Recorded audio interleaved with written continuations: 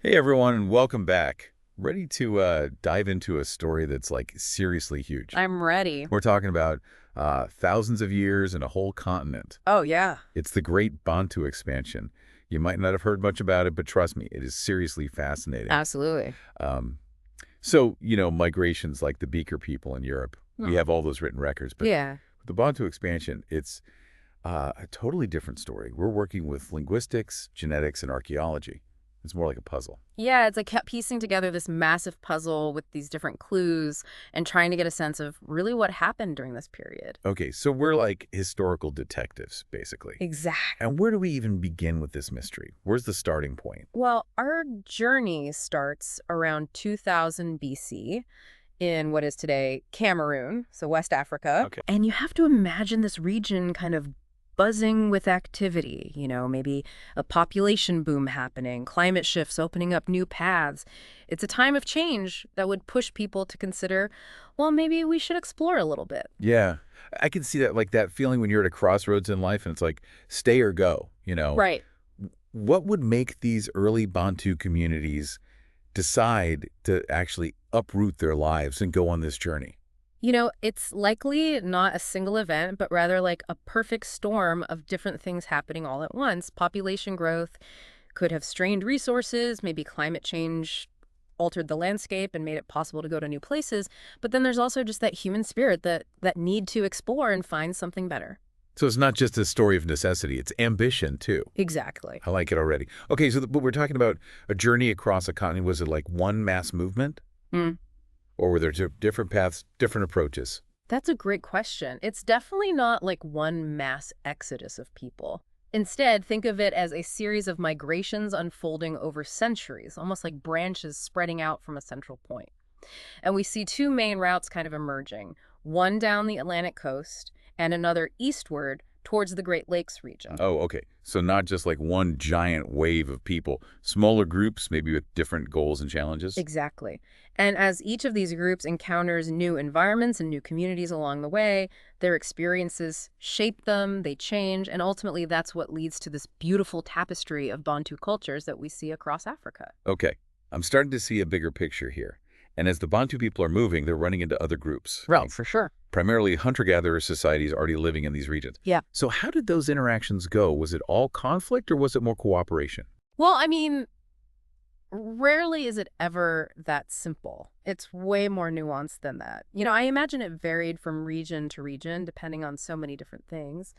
But I think there were some cases of peaceful coexistence, even some cultural exchange where groups adopted each other's practices. Yeah, like if you move to a new city, you pick up some of the local stuff, or maybe they learn things from you. Exactly. Yeah, exactly. But of course, there were probably instances of conflict too. I mean, imagine competing over resources or territory. I'm sure those power dynamics between farmers and these hunter-gatherers were super complex. Right. And that's what makes it interesting because it wasn't just black and white. There were shades of gray, Yeah. probably cooperation, competition, all mixed up together. Yeah, absolutely. This human element is like what's really fascinating. It is. And a really key factor that influenced these interactions was the Bantu people's mastery of ironworking. They were really good at it. The Iron Age. I mean, we all know this was big, not just for stronger tools. I mean, this was a total game changer for societies. It was. It was. Imagine, the impact of this innovation on everything. Agriculture, warfare, craftsmanship. It just transformed everything. More efficient tools for farming. You have stronger weapons for defense. You could create these intricate objects. It's like the jump from manual typewriters to computers. Right, exactly. But wait a minute, didn't the Bantu people actually learn ironworking from another group? Yeah, you're exactly right. They weren't the inventors of ironworking, but they were really, really good at adapting it and spreading this technology. They likely encountered groups who already knew ironworking in the Great Lakes region, probably from the ancient Sudanese cultures. Okay, so they didn't invent it, but they mastered it and spread it. Yeah, that's a big deal on its own. That's pretty amazing. I mean, we always think about things moving in a straight line when it comes to technology, but this shows it's way more interconnected, multi-directional. Absolutely, absolutely. And one cool example is that some of the Bantu groups who learned ironworking from the Sudanese people actually brought it back west with them, like reintroduced it to their Western counterparts in Angola. It's really cool. It just shows you how knowledge can flow in both directions. Mind-blowing. It Yeah. really is. And that exchange had huge consequences because ironworking, along with their agricultural practices, allowed the Bantu people to actually produce a surplus of food. And then that led to population growth and then eventually more complex societies. So we're starting to see the seeds of what will eventually become these powerful kingdoms and empires. But Exactly. let's take a breather for a second. Okay. Let's let all that sink in before we jump into the next part of the Bantu expansion. So, welcome back to our deep dive into the Bantu expansion. We've laid some groundwork, right? Traced their journey from Cameroon, talked about their routes across the continent. Yeah. But I'm really curious about the people themselves. Like what was it actually like for those who lived through this incredible migration? That's a great question. And to be honest, the lack of written records makes it really, really hard to pinpoint specific personal stories. Right. But, we can glean insights from archaeology and genetics. And there's nothing to say we can't use our imagination a little bit to connect with those who were there walking this path centuries ago. Yeah, like we're putting together this mosaic. We might not have all the pieces, but we can still kind of see the image, appreciate the individual parts. Exactly. And one thing that's really clear is that the Bantu expansion wasn't just about farmers searching for new land. It was a movement of people with all sorts of skills and ways of life. Some continued to hunt and gather, while others specialized in different crafts or trade. So even within this one massive migration, there's like a whole range of experiences going on. Exactly. And as they interacted with new environments and encountered different cultures, they adapted, innovated, exchanged knowledge. Just imagine coming across a group with a new way to weave baskets or make pottery. Right. You might learn from them, adapt their techniques, or even teach them something new in return. It's like a constant evolution of skills and traditions. It kind of reminds me of how travel can broaden your perspective and introduce you to new ways of thinking and doing things. Except in this case, it's over many, many generations. Right, and it wasn't always easy. Imagine trying to navigate unfamiliar lands, facing unpredictable weather, even hostile Yeah, groups. you can almost feel the weight of those decisions, Yeah. like every step forward could lead to danger or opportunity. It's like those stories of pioneers venturing out west, facing the unknown. Absolutely. And those choices, they weren't made in isolation. There were probably disagreements within groups, maybe even power struggles and moments of conflict. We have to remember these were real people with ambitions and fears, just like us. Exactly. It reminds us that even within this huge historical event, there were all these little human dramas unfolding, stories of love and loss and triumph, all happening at the same time.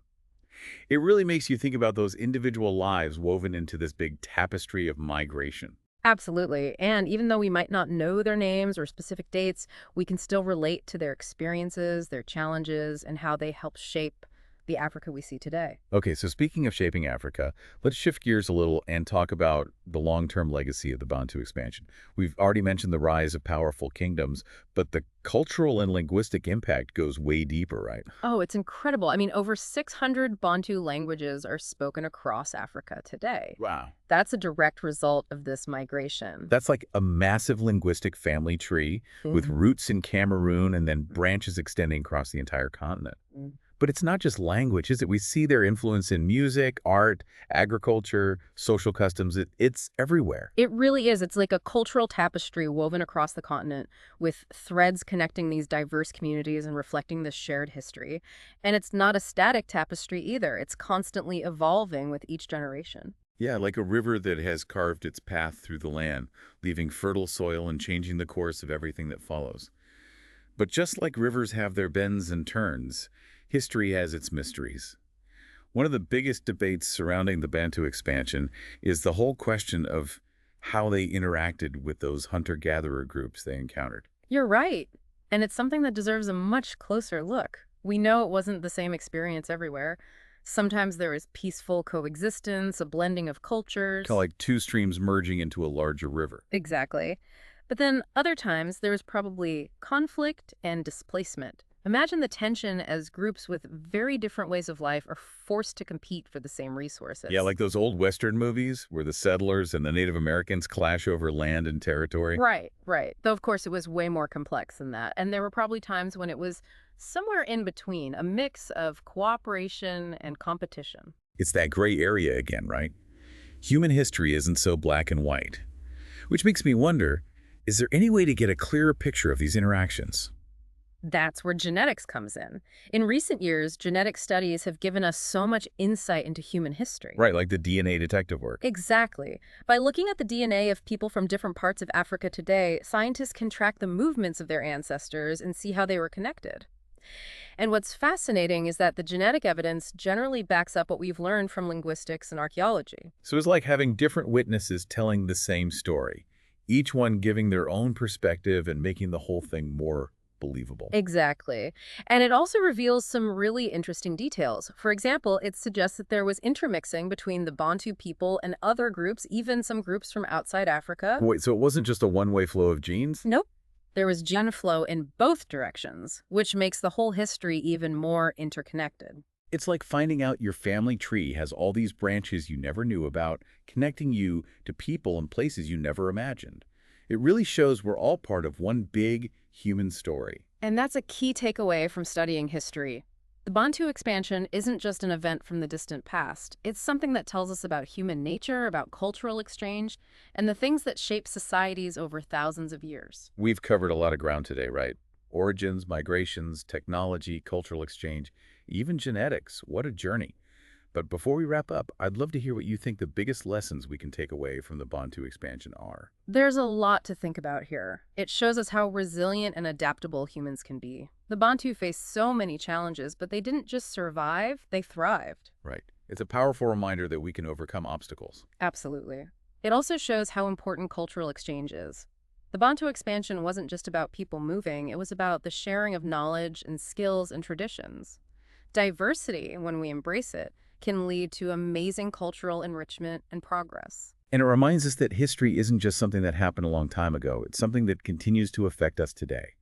The languages we speak, the food we eat, the music we listen to, all of these things have been shaped by what happened during the Bantu expansion. Exactly. It's a legacy that connects us all. And it's a story that encourages us to think about our own links to the past, to appreciate the complexity of human history, and to see the power of migration, innovation, and cultural exchange. Well, for those who might be learning about the Great Bantu expansion for the first time, I hope this deep dive has given you a new perspective on history. It's an amazing story that deserves to be told and retold, and I encourage you to keep exploring and learning more. Back again for the final part of our deep dive. It feels like we've crossed a continent and gone back centuries in time, It has been quite a journey, hasn't it? trying to understand this Bantu expansion. Yeah, from their start in Cameroon and those paths across Africa and, oh, yeah, ironworking. And the kingdoms. And even genetics. Right. But you know what's amazing? This isn't just some boring history lesson. Oh, definitely not. It's about real people. Their lives, their struggles, their innovations. It's like we're connected to them somehow. I agree. That's what I love about studying history. It's not just facts and figures. It's about people and making those connections, understanding what makes us human, what builds societies. And I think the Bantu expansion shows us all of that, all those complexities, all the nuances. It's fascinating. Yeah. And speaking of complexities, we've talked about some of the things we still don't totally understand, like how the Bantu interacted with those hunter-gatherer groups. It wasn't the same everywhere they went. Right. It's tempting to just simplify it, right? Paint a picture of just conquest or everyone blending together. But it was way more complicated. Some areas show signs of peaceful coexistence, even cultural exchange, groups mixing together. So it's not like two separate groups colliding. It's more like a gradual process, interaction, adaptation, even fusion. Exactly. Imagine two rivers meeting, slowly merging together.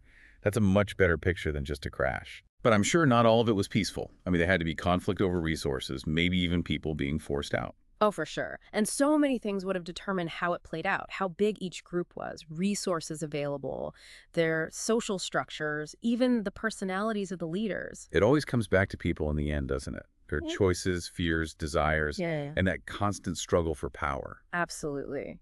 And while we may never have all the answers, I think it's important to recognize that complexity, ask the tough questions, and avoid trying to make history too neat and tidy.